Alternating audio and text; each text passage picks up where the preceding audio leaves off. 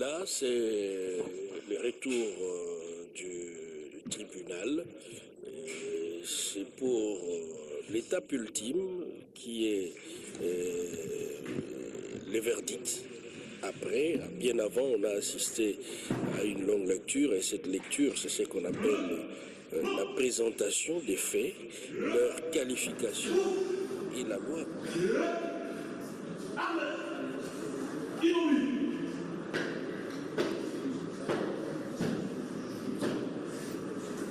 Monsieur le Premier Président de la Communauté, mon général, l'audience est de ministre. À vos pieds, pour l'audience et de votre ministre. À vous de mon général. Rapporteur, vous avez la parole.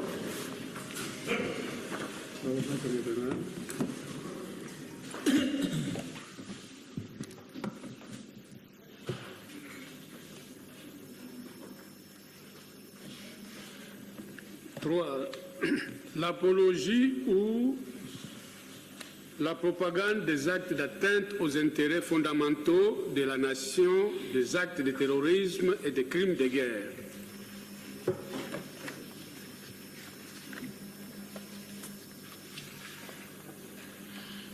Cette infraction est prévue et punie par l'article 226 de la loi numéro 024/2002, 18 novembre 2002, portant code judiciaire et code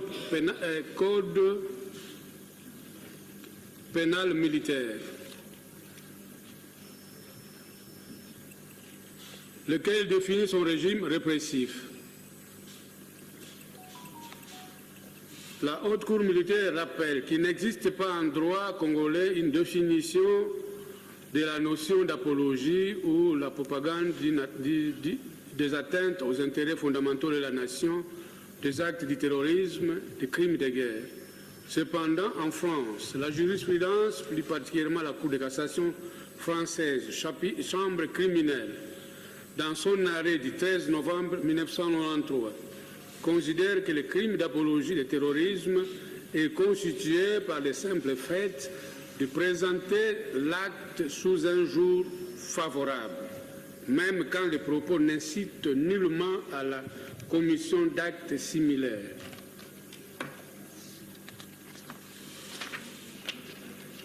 Plus tard, dans un autre arrêt du 4 juin 2019, au numéro 85-042, la même chambre criminelle a apporté des précisions sur la définition du délit d'apologie, de crime susvisé, qui consiste dans le fait d'inciter publiquement à porter sur ces infractions ou leurs auteurs un jugement favorable. Ainsi, la Haute Cour militaire fait observer que la dernière définition semble la mieux adaptée au fait de la présente cause et qu'il y a lieu d'en examiner les éléments constitutifs. Les éléments constitutifs de l'infraction d'apologie. Cette infraction se caractérise par la réunion de trois éléments constitutifs, à savoir un élément légal, un élément matériel, un élément moral. S'agissant de l'élément légal, cette incrimination est punie par l'article 206 du Code pénal militaire, qui dispose l'apologie ou la propagande des atteintes aux intérêts fondamentaux de la nation, des actes de terrorisme, des crimes de génocide, des crimes de guerre et des crimes contre l'humanité est punie au maximum de la moitié de la peine prévue pour l'une ou l'autre de ces infractions. Quant à l'élément matériel, il se matérialise par le fait notamment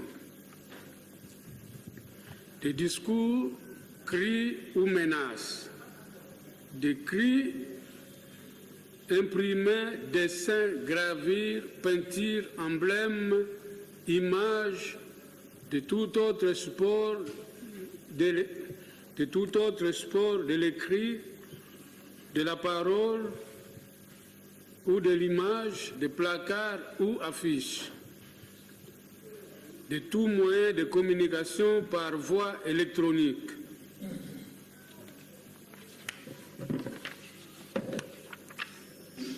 Outre le fait que l'auteur doit avoir commis l'un ou plusieurs actes énumérés si haut, il doit l'avoir fait ou prononcé publiquement, c'est-à-dire tenu à haute voix dans des circonstances traduisant une volonté de le rendre public. Dans les cas sous examen, la Haute Cour militaire note que par son interview accordée au journal Sunday Times, largement diffusée sur les réseaux sociaux, l'ancien président de la République et sénateur à vie, le prévenu Joseph Kabila Kabang, a non seulement fait l'éloge, la glorification de la coalition APC 23, mais aussi justifié et approuvé les crimes de guerre commis par la coalition, actes expressément réprimés par la loi pénale.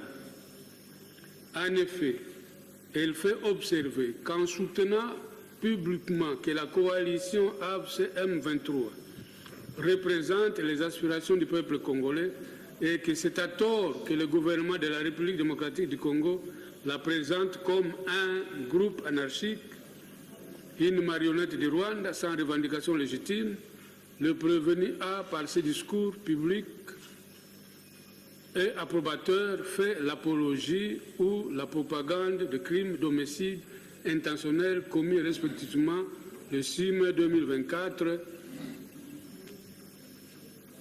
au camp des déplacés de Loucha-Gala le 27 janvier 2025 lors de l'occupation à force ouverte de la ville de Goma ainsi que de tout autre crime de guerre commis par les membres de la coalition Alliance Fleuve Congo M23 depuis le début des hostilités jusqu'à nos jours.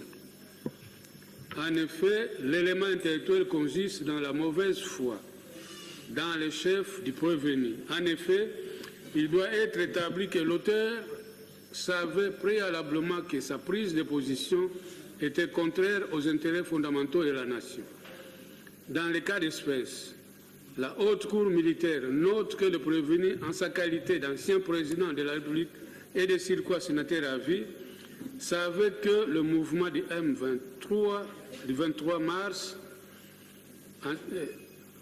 que jadis lui-même avait combattu en 2012 et 2013, était responsable de plusieurs crimes de guerre à l'est du pays et qu'il ne pouvait pas, plusieurs années après, alors qu'il commettait des actes similaires, en coalition avec l'Alliance Fleuve Congo, en sigle, affirmer publiquement que cette coalition représentait les aspirations du peuple congolais et c'est au nom d'une certaine liberté d'expression. C'est dans ce sens que relève la Haute Cour militaire.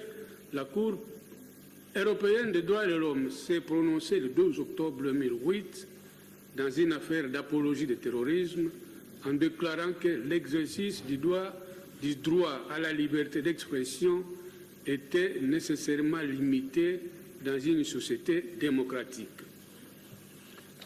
Dans cet arrêt, les juges ont donc jugé que la condamnation par la juridiction française d'un destinataire pour avoir publié un dessin symbolisant l'attentat du 11 septembre 2011 avec une légende imitant le slogan publicitaire d'une marque célèbre, nous avons tous rêvé, le Hamas l'a fait. Reposer sur les motifs pertinents et suffisants. Par cet arrêt, la Cour européenne des droits de l'homme a tracé une ligne de démarcation nette et claire entre la liberté d'expression et l'apologie du terrorisme et d'autres crimes contre la paix et la sécurité de l'humanité. Ça, c'est la Cour européenne, une jurisprudence de la Cour européenne des droits de l'homme. De la trahison.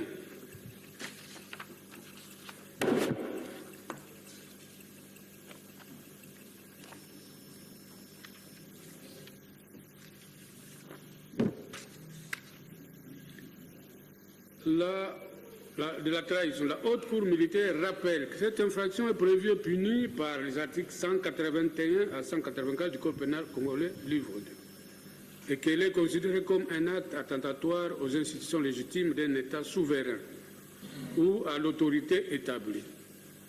Au terme de ces dispositions, toutes les formes de trahison sont punies de mort. Pour sa constitution, cette infraction exige 4 éléments, à savoir l'élément légal, la nationalité de l'auteur de l'infraction, les éléments matériels et l'élément moral. L'élément légal étant déjà explicité si haut, la Haute Cour militaire va examiner les autres éléments constitutifs ci-dessous.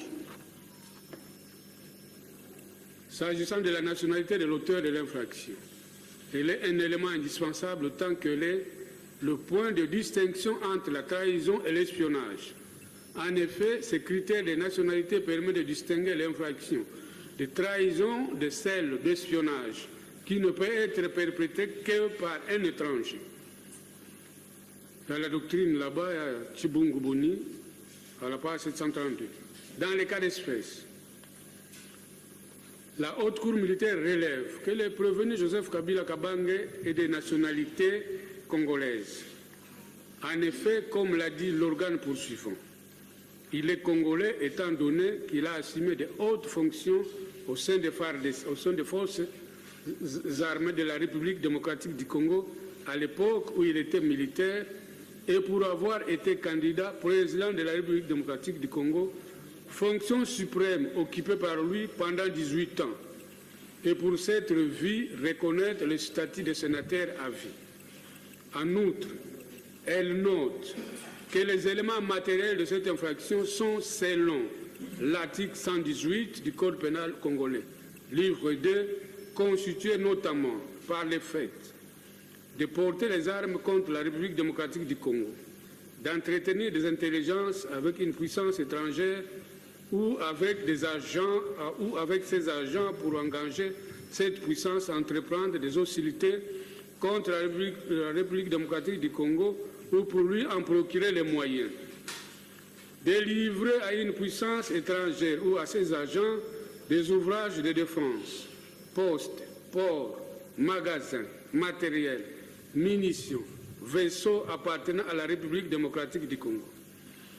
D'avoir envie de nuire à la défense nationale, détruire ou détériorer un navire, un appareil de navigation aérienne, un matériel, une fourniture, une construction, une installation quelconque ou qui, dans le même but, y apportera soit avant, soit après leur achèvement de malfaçons de nature à les endommager ou à provoquer un accident.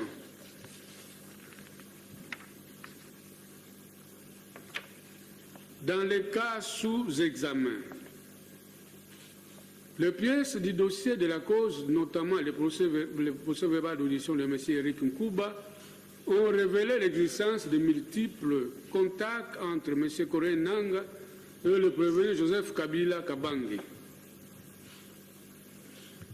tant avant qu'après la création de l'Alliance Fleuve Congo, ainsi que les échanges téléphoniques entre Coré Nanga et le prévenu Joseph Kabila Kabange, au cours desquels il débattait sur les options à envisager, notamment l'assassinat de l'actuel chef de l'État, projet soutenu par le Rwanda, ou son renversement par la force, solution de rechange soutenue par le prévenu Joseph Kabila Kabange. Ce qui confirme le statut de précité en tant qu'agent du Rwanda, puissance étrangère hostile à la RDC congolais. Il en est de même de M. Kianga Nachaba, qui, lors de son audition, a révélé la tenue à l'époque d'une réunion à Kigali à laquelle ont pris part des généraux et autres officiers rwandais, les dirigeants du mouvement du 23 mars, ainsi que M. Corneille Nanga. Réunion au cours de laquelle ces derniers, qui étaient représentants personnels du prévenu Joseph Kabila Kabange, sera désigné en qualité de coordonnateur de la coalition Alliance Fleuve Congo M23. En fait, il en est de même de l'attitude du prévenu lui-même, qui, en sa qualité d'ancien président de la République démocratique du Congo et sénateur à vie, s'est résolu de passer, outre l'obligation générale de dignité, de patriotisme et de loyauté envers l'État à laquelle il est soumis, en s'identifiant comme étant maître de la coalition Alliance Fleuve Congo M23, qu'il a rejointe depuis lors à Goma après un bref passage au Rwanda. La haute cour militaire relève que les faits tels qu'exposés démontrent que le prévenu Kabila a entretenu des intelligences avec le Rwanda, une puissance étrangère hostile à la République démocratique du Congo, et ses agents, à savoir la coalition Alliance Fleuve Congo M23, qui a eu pour conséquence le déclenchement des hostilités contre la République démocratique du Congo. S'agissant de l'élément moral, cette infraction n'est punissable que si la responsabilité morale de l'agent se trouve engagée. Celle-ci résulte de l'animus hostililis ou de l'intention de lèse-patrie manifestée par la personne visée à travers l'un ou l'autre acte spécifié par la loi. En effet, dans la cause sous RPA numéro 009/06 du 28 juillet 2006, la Haute Cour militaire a jugé que l'élément intentionnel de l'infraction de trahison ou de complot était établi dès lors que le prévenu savait qu'il œuvrait contre les intérêts de son pays ou que son entreprise était de nature à nuire aux institutions de celui-ci. Là, il faut lire le bulletin des arrêts des années 2003 et 2010, la Haute Cour militaire, la page 45 à 62. La Haute Cour militaire dira par conséquent cette infraction établie à charge du prévenu précité, du complot. La Haute Cour militaire rappelle qu'au terme de l'article 213 du Code pénal congolais livre 2, il y a complot dès que la résolution d'agir a été arrêtée entre deux ou plusieurs personnes. En effet, s'agissant des éléments constitutifs, l'analyse conjointe des articles 195, 196 et 213 du Code pénal congolais livre 2 révèle que le complot requiert pour sa réalisation la réunion des éléments suivants, à savoir une résolution d'agir, un accord entre plusieurs personnes, un dessein commun, c'est-à-dire l'existence d'un plan concerté pour atteindre un objectif illégal. De plus, il faut que les comploteurs aient participé à la préparation de l'infraction ou qu'ils aient incité d'autres personnes à y prendre part. Enfin, il est nécessaire de prouver que cet accord et les actions qui en découlent ont été effectuées dans le but de commettre un acte criminel. S'agissant de la résolution d'agir, la Haute Cour militaire relève que c'est le dessein formé d'agir, ce qui implique une volonté précise, bien arrêtée, peu importe qu'elle soit, comme il est habituel d'être tenue secrète, ou qu'au contraire, comme il peut se faire, elle soit ou rendue publique, ou simplement connue des autorités. De même, le crime est constitué même si la résolution est conditionnelle, ou si elle est assortie d'un terme incertain. Là, on peut voir l'encyclopédie d'Allos, citée par le général Likuli Bolongo, dans son réquisitoire du 20 août 1er septembre 1975, procès des conspirateurs. Elle note que dans les cas sous examen, la résolution d'agir, s'agissant du prévenu Joseph Kabila Kabange, a été manifestée par le fait qu'il a légitimé les actes terroristes et des crimes graves commis par la coalition Alliance Fleuve Congo M23. En effet, le refus par lui de dénoncer et de condamner les actes perpétrés par la dite coalition en constitue une preuve et la confirmation de la thèse selon laquelle il est à la base de la création de l'Alliance Fleuve Congo, ainsi du mouvement du 23 mars. Quant à la résolution concertée et arrêtée entre deux ou plusieurs personnes, la Haute Cour militaire note qu'elle réside dans l'entente entre plusieurs personnes pour commettre une infraction. Ainsi, insiste-t-elle sur le fait que le complot ne peut exister que dans la mesure où il y a entente entre plusieurs personnes qui se concertent pour agir, autrement dit, dans la mesure où il y a réunion de volontés coupables dans un même but, ou mieux encore, fusion de ces volontés coupables dans un même but. Général Likuli toujours, à la page 56.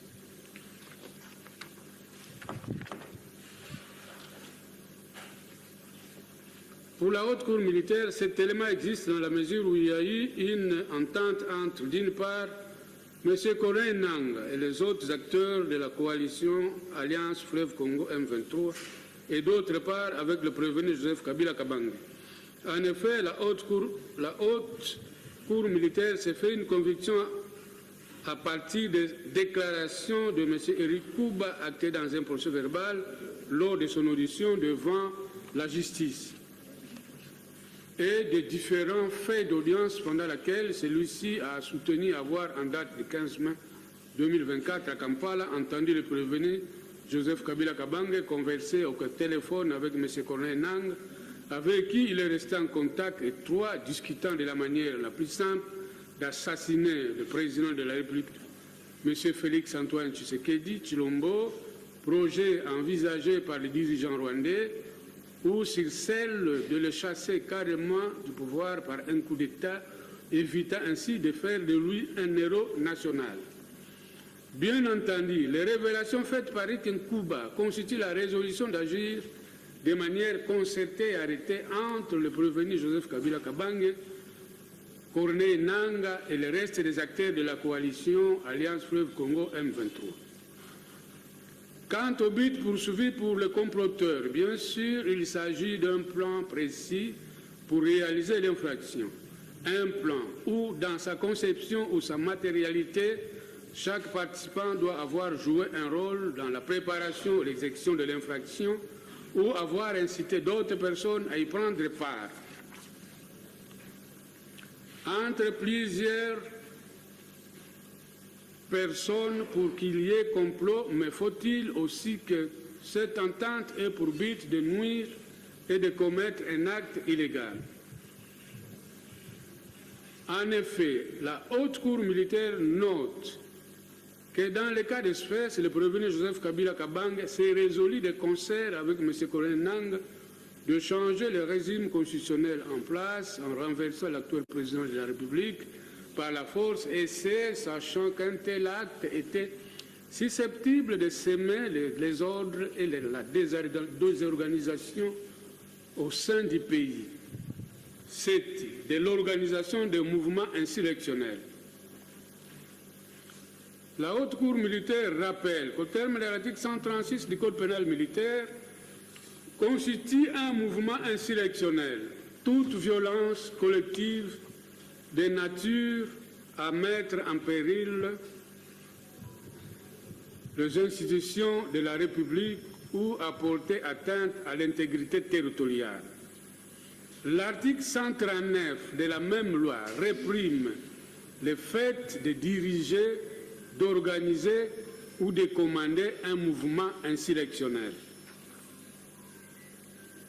En outre, elle relève que contrairement à la participation à un mouvement insurrectionnel prévu aux articles 136, 137 et 138, les infractions prévues à l'article 139 du même code ne sont pas plurales, c'est-à-dire l'une ou l'autre de ces infractions peut être perpétuée par un seul individu ou par plusieurs, mais en participation criminelle. Enfin, elle note aussi que ces comportements criminels énervent au premier chef le constituant congolais puisqu'il proclame en son article 52 de la Constitution, je cite, « Aucun individu ou groupe d'individus ne peut utiliser une portion du territoire national comme base de départ des activités subversives ou terroristes contre l'État congolais ou tout autre État. » En effet, l'article 139 du Code pénal militaire dispose que le fait de diriger, d'organiser ou de commander un mouvement insurrectionnel est puni de mort.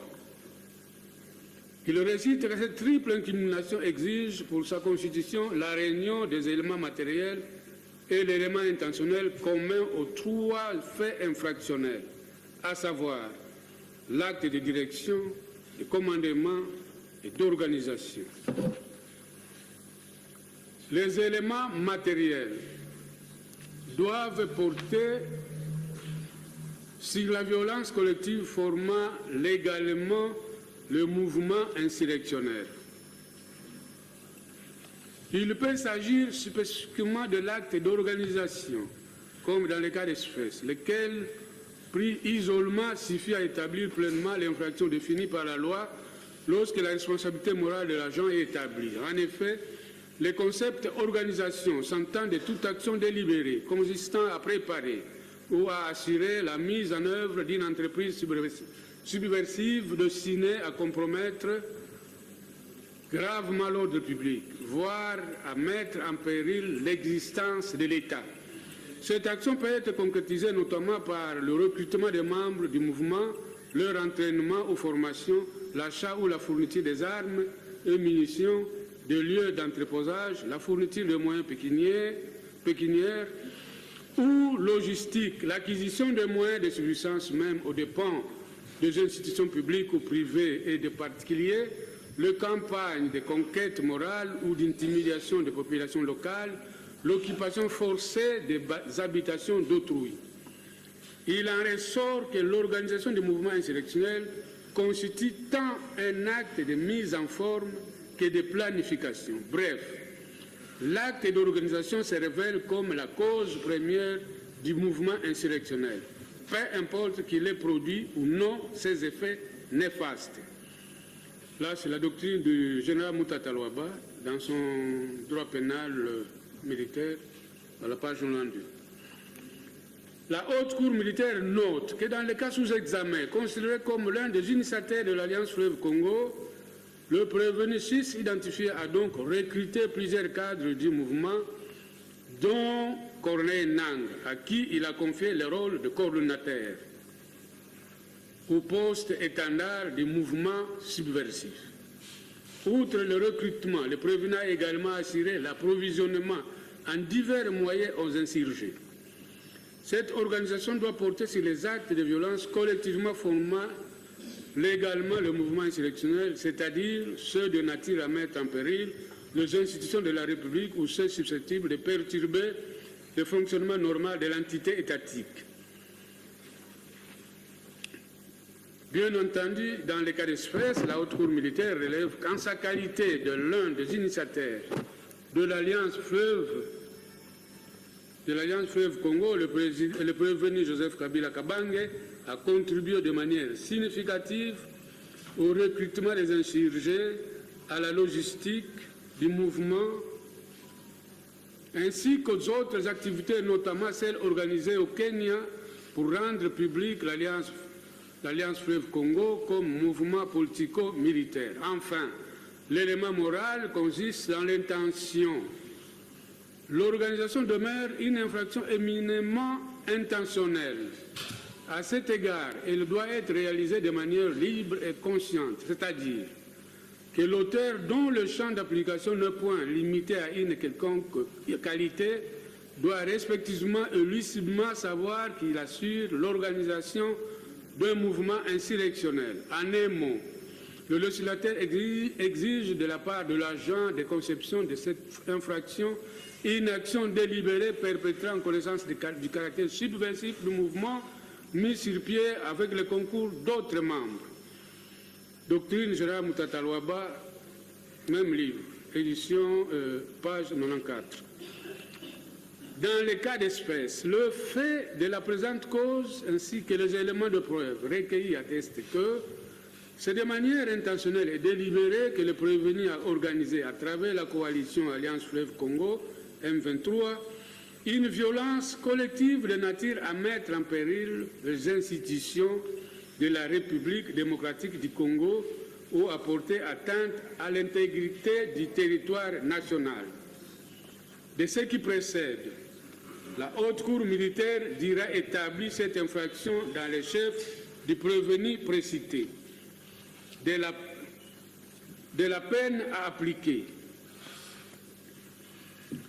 La Haute Cour militaire considère que les faits mis à charge du prévenu Joseph Kabila Kabange revêtent d'une exceptionnelle gravité et l'attitude adoptée par celui-ci face aux autres atrocités infligées à la population congolaise de l'Est du pays depuis le déclenchement des hostilités par la coalition Alliance fleuve Congo M23 scandalise les 120 millions de Congolais dont il était le président pendant plus de 18 ans. Ayant donc exercé les plus hautes fonctions du pays et ayant acquis le statut d'ancien président, le dit prévenu était tenu au devoir prévu par la loi numéro 18/021 du 26 juillet 2018 portant statut des anciens présidents de la République élus et fixant les avantages accordés aux anciens chefs de corps constitués.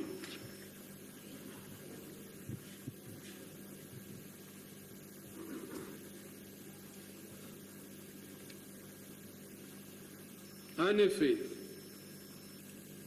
s'agissant de ces devoirs, l'article 5, alinéa 1, alinéa 1er de la dite loi dispose: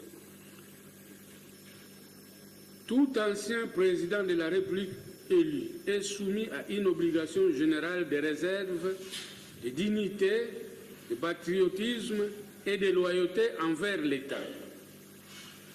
En effet, selon les alinéas 2, 3 et 4 de cette même loi,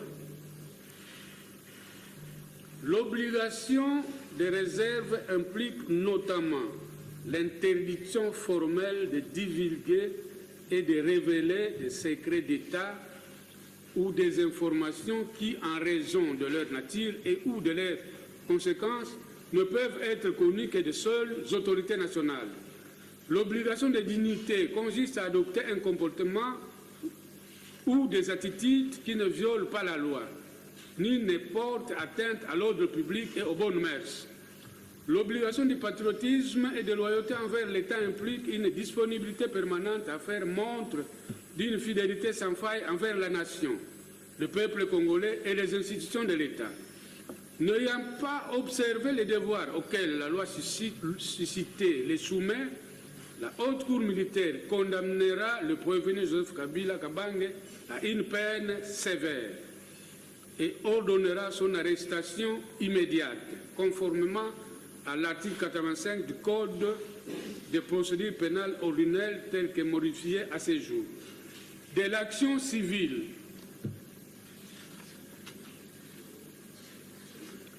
les partis civils ont introduit une action tendant à obtenir réparation de préjudices subis par elles du fait de la guerre leur imposée par la coalition Alliance Fleuve Congo M23 avec le soutien armé du Rwanda.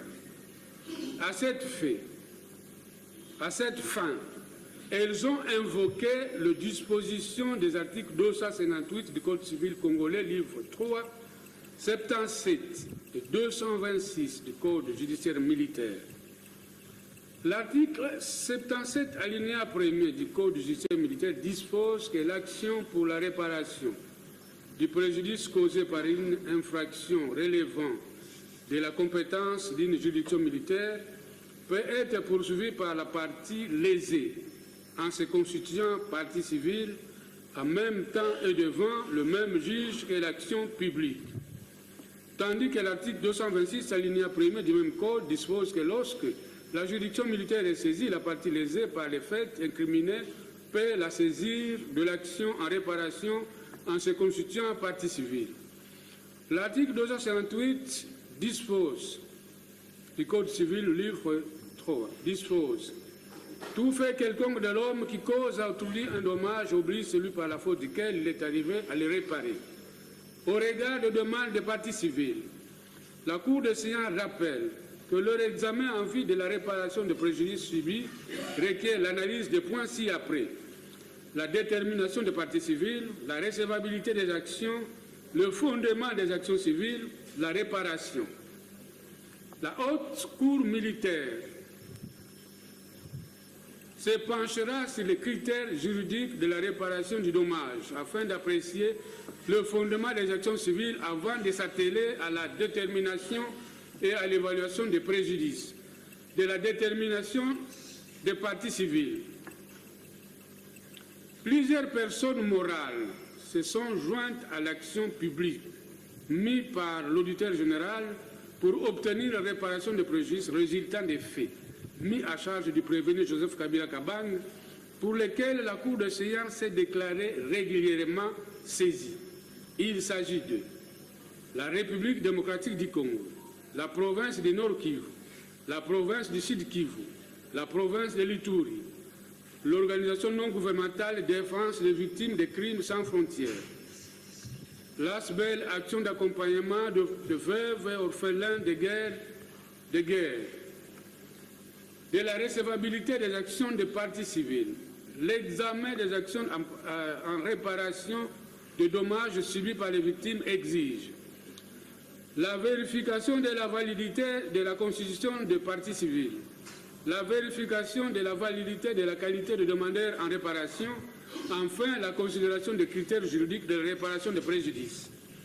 Il est de rappeler que selon les dispositions des articles 77 du Code judiciaire militaire, 69 et 122 du Code pénal, du Code de procédure pénale ordinaire, l'action pour la réparation du dommage causé par une infraction relevant de la compétence de la juridiction militaire peut être poursuivie par la partie lésée en se constituant partie civile en même temps et devant le même juge que l'action publique. La Haute Cour militaire relève que la constitution de partie civile pour la République démocratique du Congo et des provinces ne pose aucune condition quant à leur capacité d'ester en justice devant une juridiction, car la Constitution de la République démocratique du Congo du 16 février 2006, telle que modifiée à ce jour, leur accorde à son article 2 la personnalité juridique quant à ces.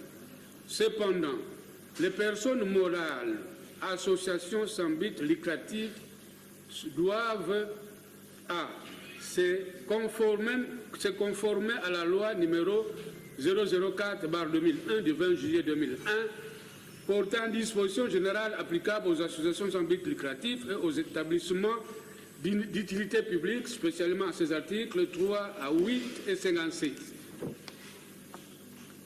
B. Apporter la preuve de l'existence de la personnalité juridique par les dépôts de l'arrêté ayant accordé la personnalité juridique à l'ASBEL, de statut régulier et valable de l'ASBEL, du règlement d'ordre intérieur de l'ASBEL. Il convient de rappeler que la liberté d'association est garantie par l'article 37 de la Constitution. La Haute Cour militaire relève que dans les cas d'espèce, les parties lésées, personnes morales, associations sans but lucratif, actions d'accompagnement de veuves et orphelins de guerre, ONG défense de victimes sans frontières, n'ont pas déposé au greffe de la Haute Cour militaire ou sur les bancs, lors de l'audience publique, les arrêtés leur ayant accordé la personnalité juridique. Elle dira en conséquence irrécevables les actions civiles mises par elle. Cependant, la Haute Cour militaire note que les partis civils République démocratique du Congo,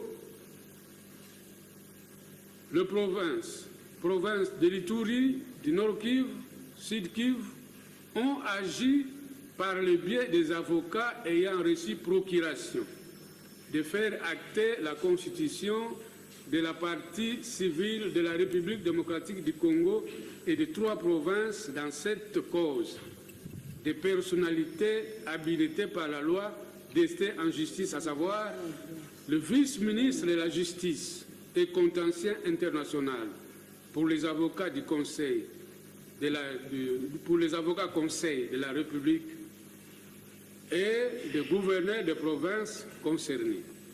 De plus, elle s'était régulièrement consultée partie civile dans les formes prescrites par la loi en payant les frais y afférents. S'agissant de la qualité des parties civiles, la Haute Cour militaire rappelle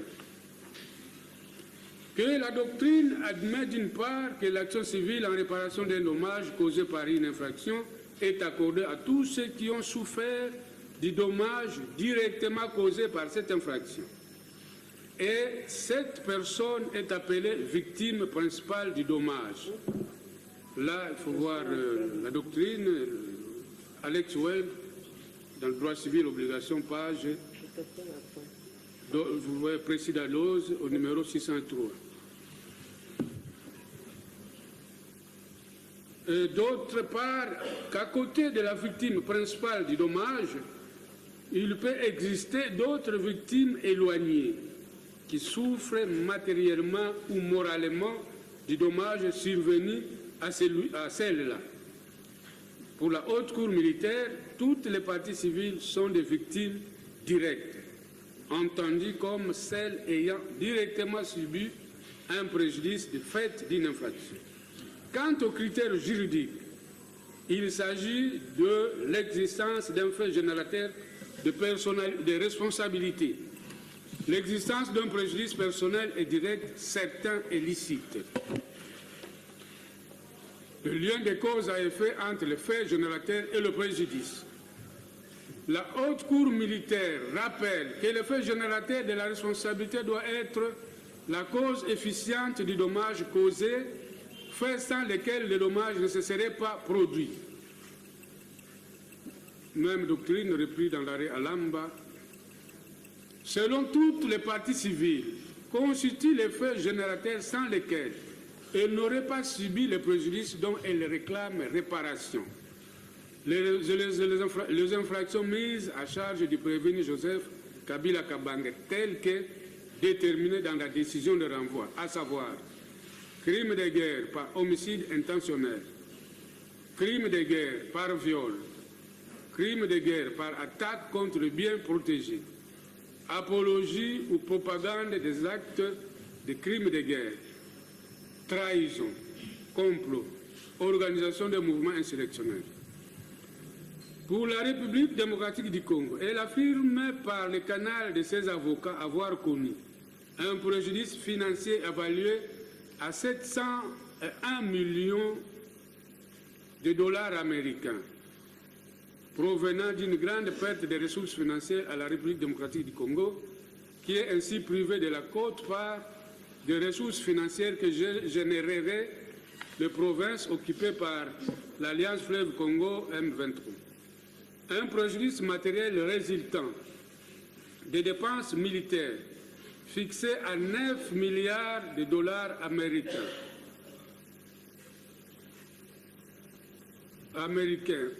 occasionné par la guerre imposée à la République démocratique du Congo par la coalition Alliance Fleuve Congo M23 soutenue par le Rwanda.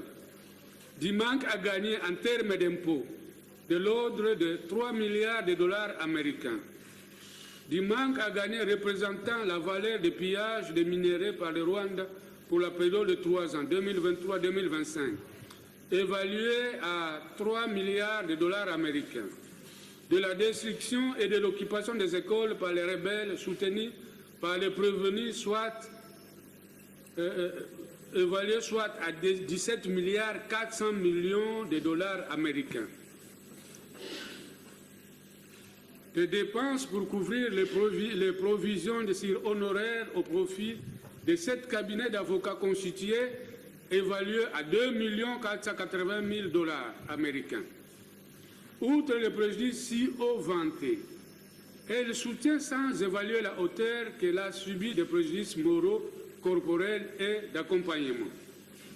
Enfin, la partie civile, RD Congo, affirme avoir connu aussi un préjudice résultant des dommages causés aux personnes physiques qui tuées sous sa protection et sa garantie, dont l'évaluation et la quantification résultent des documents authentiques décrivant l'activité belligérante de la coalition Alliance Fleuve Congo M23 à l'est de la République démocratique du Congo, en l'occurrence le rapport flash du relief web du 1er avril 2025.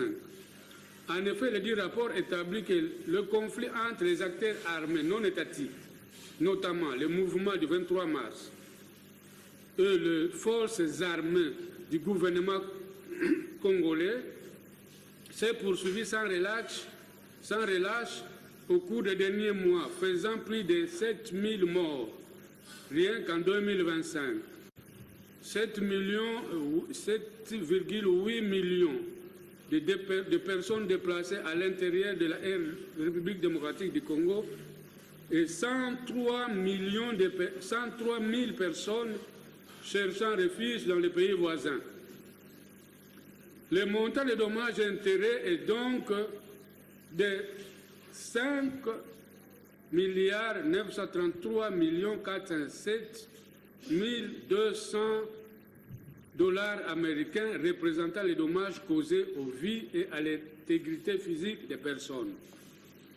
La province du Nord Kivu sollicite pour tous les préjudices confondus, à savoir préjudices d'ordre moral, physique, psychologique, matériel, économique, financier, la condamnation du prévenu Joseph Kabila Kabange au paiement de 10 milliards de dollars américains à titre de dommages et intérêts. Les provinces de l'Ituri et Sud Kivu, bien qu'étant des personnes morales distinctes, allèguent avoir subi les mêmes préjudices que la République démocratique du Congo et réclament la somme de 24 719 307 261 dollars américains.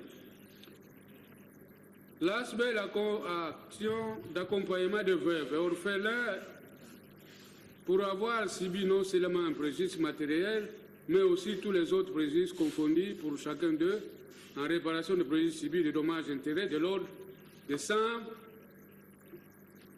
millions de dollars américains, de 10 millions de dollars américains.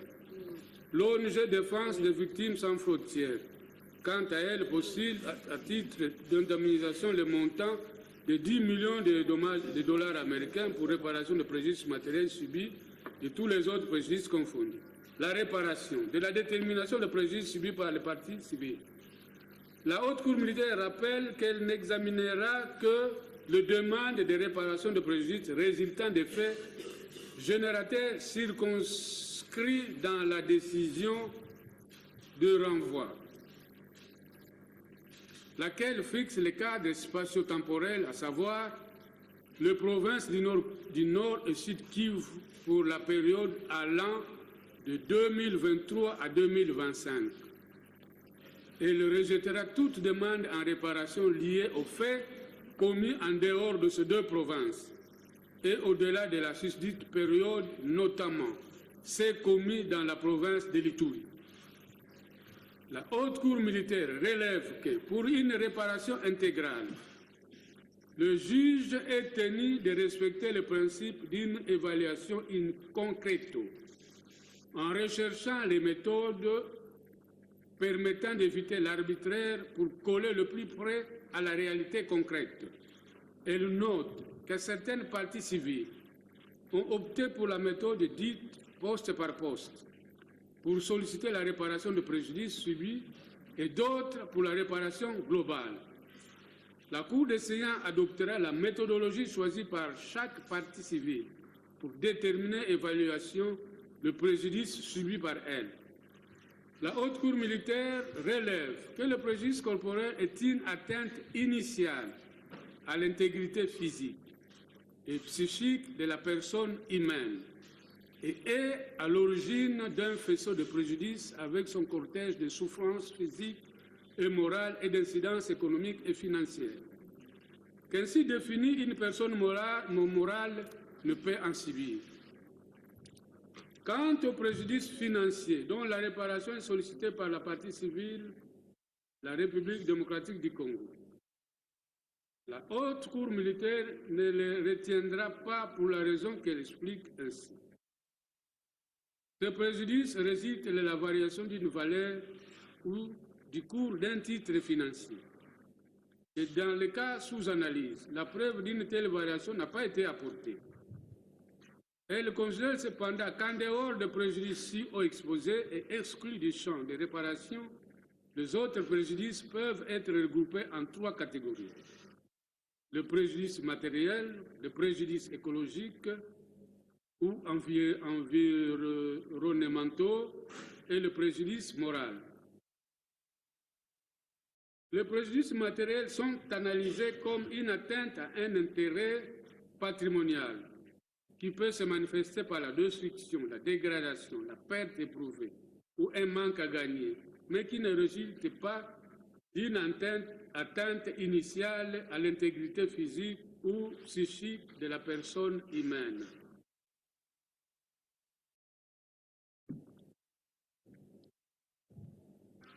Dans les cas sous examen, le préjudice matériel subi par les parties civiles peuvent être classés en 3 catégories. Le préjudice matériel lié aux pertes éprouvées ou dépenses engagées. Le préjudice matériel consécutif aux destructions et dégradations. Le préjudice matériel résultant des manques à gagner. La Haute Cour militaire relève qu'au terme de l'article 202 de la Constitution, la défense est parmi les matières qui sont de la compétence exclusive du pouvoir central. Elle admet qu'exerçant son pouvoir régalien à la suite de l'agression qu'elle a été victime, la République démocratique du Congo a engagé des dépenses pour assurer la défense de l'intégrité du territoire et la protection des personnes et de leurs biens par l'acquisition de l'équipement et matériel propre aux forces armées et de sécurité, le recrutement et la formation de nouveaux militaires. La République démocratique du Congo, partie civile, a évalué l'indemnité pour réparer ce préjudice à 9 milliards de dollars américains. La Haute Cour militaire constate que pendant la durée de l'occupation de 2 provinces à la suite des faits mis à charge du prévenu Joseph Kabila Kabange, notamment l'agression de la République démocratique du Congo par la coalition Alliance Fleuve Congo M23, celles-ci ainsi que les provinces du Nord et Sud-Kivu ont été privées des recettes fiscales, douanières et minières affectant négativement leurs prévisions budgétaires. Que pour réparer ce préjudice qui s'analyse en un manque à gagner, la partie civile RD Congo sollicite 15 milliards de dollars américains, tandis que les 2 provinces ont évalué leur manque à gagner à 2 milliards de dollars américains chacune. Elle note en outre que pendant toute la durée de l'agression, la République démocratique du Congo a subi des destructions des aéronefs, aéroports, infrastructures hospitalières et scolaires, ainsi que de l'occupation des écoles. De plus, certaines infrastructures propres aux provinces du Nord et Sud-Kivu ont été démolies à la suite de la même agression. Que pour la réparation de ces postes de préjudice, la partie civile RD Congo, République démocratique du Congo, réclame au prévenu le paiement de 17 milliards 400 millions de dollars américains à titre de dommages intérêts. S'agissant du préjudice écologique ou environnemental, il est défini comme une atteinte significative aux éléments ou aux fonctions des écosystèmes ainsi qu'aux bénéfices collectifs que l'homme tire de l'environnement tels que l'accès à l'eau potable, l'agriculture et d'autres services écosystémiques. Les préjudices écologiques peuvent être classifiés en 3 catégories. Le préjudice lié au sol, le préjudice lié aux eaux et aux milieux aquatiques, ainsi que le préjudice lié aux espèces et à la biodiversité. Dans les cas sous analyse, l'agression dont a été victime la République démocratique du Congo a entraîné le recours massif à des produits hautement toxiques pour l'environnement, notamment les obus et munitions de tout calibre qui finissent par se dégrader dans la terre et contaminer les sols s'ils ne sont pas ramassés, entraînant ainsi les préjudices liés au sol. En outre, il y a eu un afflux de la population fouillée à cette agression pour se concentrer dans les zones très riches en biodiversité, notamment près du parc national de Virunga. La Haute Cour militaire constate que les parties civiles n'ont pas évalué le préjudice vanté. La Haute Cour militaire rappelle que le juge peut condamner le responsable au versement des dommages et intérêts. De l'évaluation des préjudices, la Haute Cour militaire relève que selon la doctrine et la jurisprudence constante, la réparation est déterminée par la hauteur du préjudice subi par la victime en vertu du principe de la réparation intégrale du préjudice selon lequel l'indemnisation doit réparer tous les dommages, mais rien que les dommages, puisqu'il s'agit de replacer la victime dans l'état où elle se trouvait avant la survenance du dommage. de telle sorte qu'il ne puisse y avoir, selon l'expression de certains arrêts, ni perte ni profit. Ici, il y a une jurisprudence de la Cour de cassation deuxième civile de 23 janvier 2000 pour voir bulletin 2003 numéro 20. Nous avons vu aussi la jurisprudence de la Cour d'appel de Lubumbashi le 25 juillet 1989. La Haute Cour militaire note que dans les cas soumis à son analyse, la perte subie concerne les dépenses engagées par la partie civile à la suite des faits dommageables, notamment l'agression dont la République démocratique du Congo est victime. Son évaluation est fondée sur le justificatif fourni par les demandeurs en réparation. La Haute Cour militaire rappelle que l'évaluation du manque à gagner consiste à rechercher l'écart entre le revenu escompté et ceux réellement perçus. L'évaluation de ces postes se fera au regard des lois de finances des années 2021, 2022, 2023, 2024 et 2025, ainsi qu'aux arrêtés provinciaux portant budget de province. Quant aux préjudices liés aux destructions, leur évaluation est basée sur la valeur de reconstruction.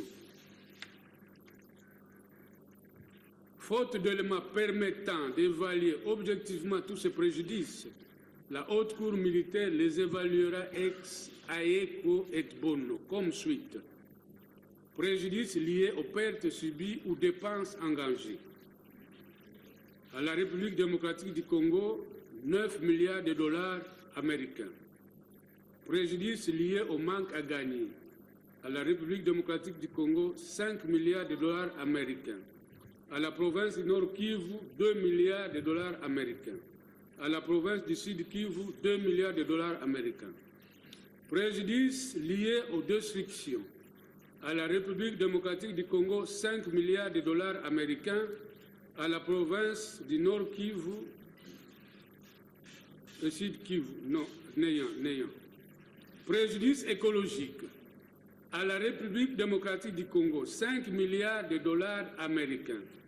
Préjudice moral lié aux pertes en vies humaines et déplacement de la population. À la République démocratique du Congo, 5 milliards de dollars.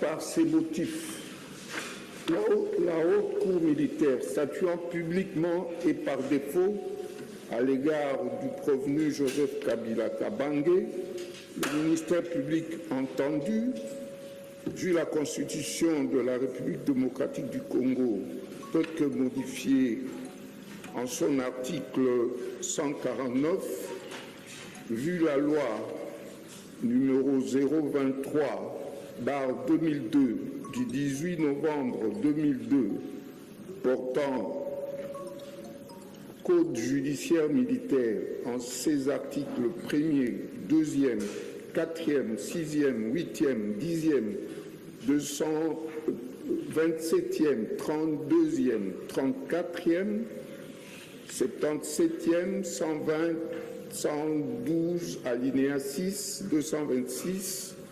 253, 256, 324, 326 et 327.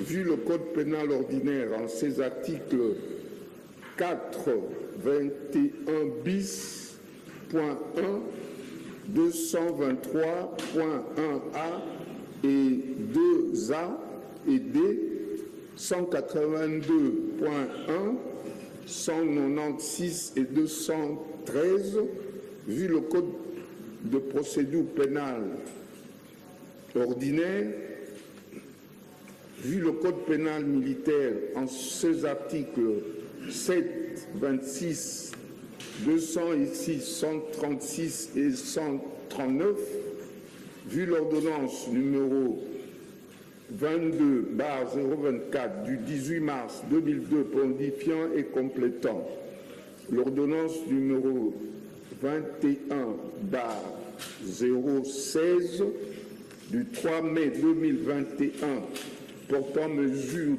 d'application de l'état de siège sur une partie du territoire de la République démocratique du Congo, vu le Code civil congolais livre 3 en son article 258, disant droit, statuant sur l'action publique, à la question de savoir si les infractions mises à charge du prévenu Joseph Kabila Kabange sont établies, à la majorité de voix de ses membres, la Haute Cour répond oui pour le crime de guerre par homicide intentionnel ou meurtre, oui pour le crime de guerre par viol, oui pour le crime de guerre par torture, oui pour le crime de guerre par attaque contre le bien protégé, oui pour apologie ou propagande des actes de crimes de guerre, oui pour trahison, oui pour le complot, oui pour l'organisation d'un mouvement insurrectionnel.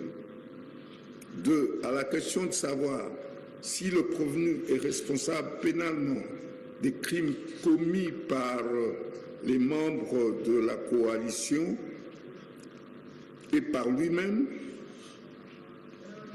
oui pour le crime de guerre par homicide intentionnel ou meurtre, oui pour le crime de guerre par viol, oui pour le crime de guerre par torture, oui pour le crime de guerre par attaque contre le bien protégé, oui pour apologie ou propagande des actes de crimes de guerre, oui pour trahison, oui pour complot, oui pour l'organisation d'un mouvement insurrectionnel.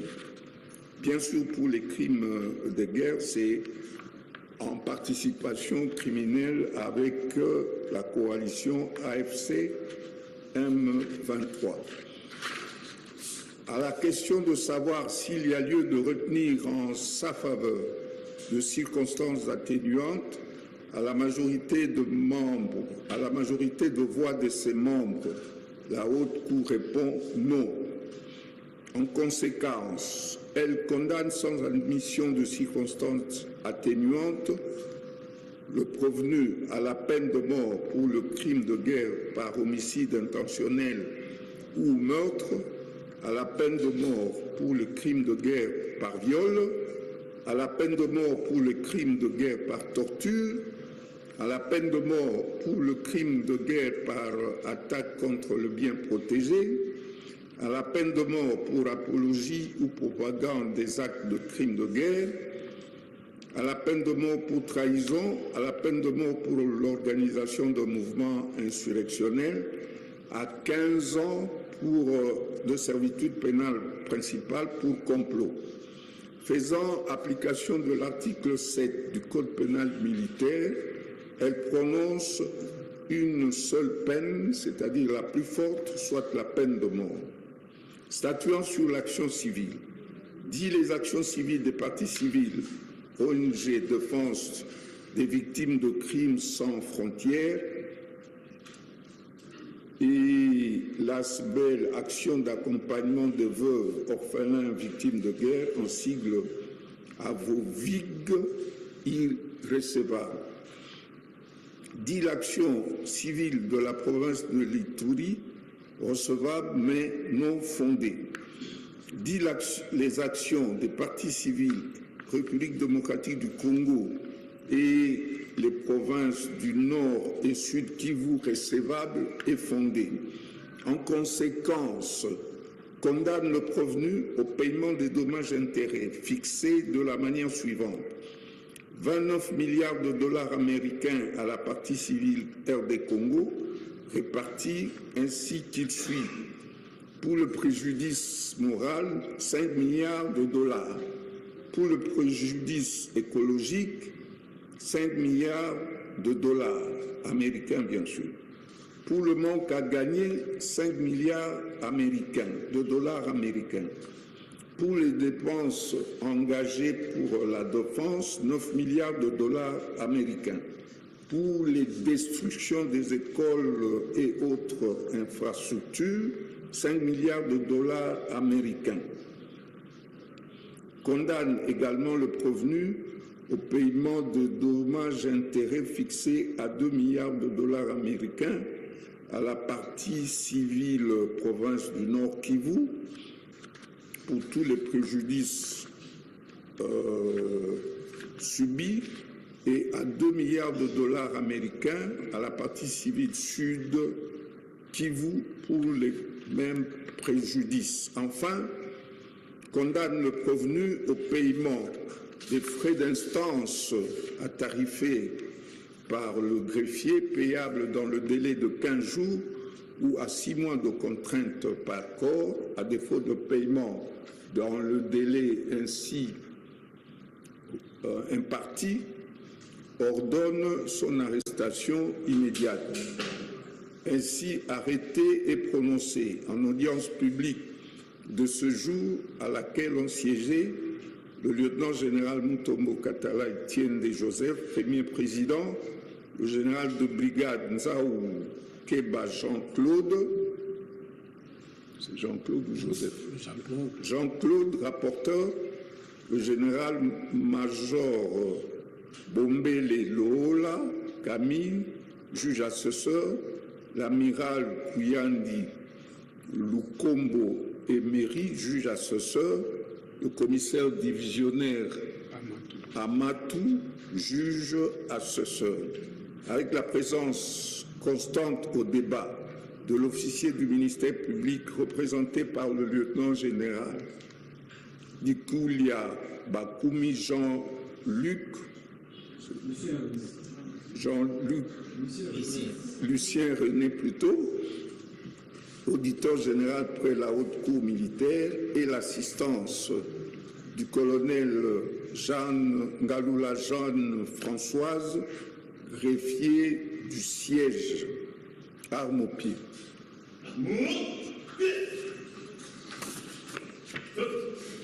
En clair, toutes les infractions mises à charge du prévenu sont déclarées établies et pour ce faire, on l'a condamné à toutes ces peines que je viens de citer, mais comme le code judiciaire militaire demande à ce qu'on prononce la peine la plus forte, c'est ainsi qu'on a condamné à la peine de mort et au paiement de tous ces dommages-intérêts que j'ai cités tout à l'heure. Voilà, c'est ici où s'arrête cette procédure. Le commandant, police d'audience, vous avez le commandement.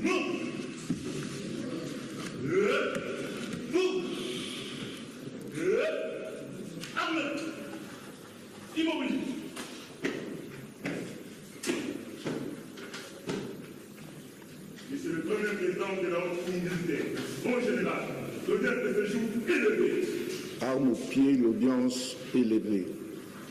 À vous, mon général.